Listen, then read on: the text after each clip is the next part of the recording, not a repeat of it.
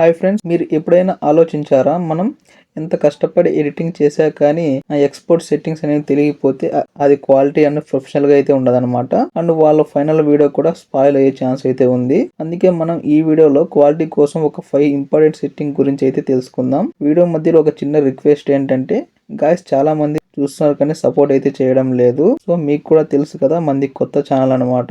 ఇప్పుడే కొత్తగా స్టార్ట్ చేసాం.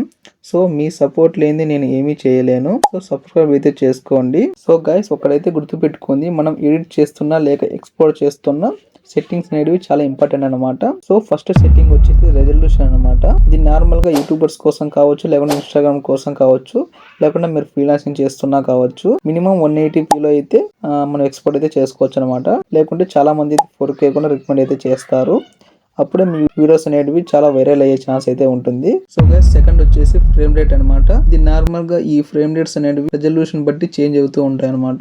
ఎగ్జాంపుల్ 180p 60fps ఉండొచ్చు, అండ్ 4K 30fps కూడా ఉండొచ్చు. ఇవి ఎంత ఎక్కువ అప్లై చేస్తే మీ వీడియో అనేది అంత క్వాలిటీగా అయితే వస్తుంది. సో థర్డ్ వన్ వచ్చేసి బిట్ రేట్ అనమాట. ఈ బిట్ రేట్ అనేది ఒక మెయిన్ పిల్లర్ అనమాట. దీన్ని చాలా మంది లైట్ తీసుకుంటూ ఉంటారు, కానీ ఈ బిట్ రేట్ అనేది ఎంత ఇంక్రీజ్ చేస్తే అంత వీడియో క్వాలిటీ అనేది ఇంక్రీజ్ అయితే అవుతుంది.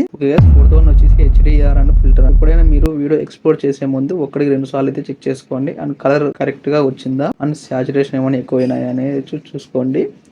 ఓకే, ఫిఫ్త్ వన్ వచ్చేసి ఫైనల్లీ ఆల్ ఎక్స్పోర్ట్ సెట్టింగ్స్ అయితే చెప్తాను. ఫస్ట్ వన్ వచ్చేసి రెజల్యూషన్ అండ్ మాక్సిమం 180p లో అయితే చేసుకోవాలన్నమాట.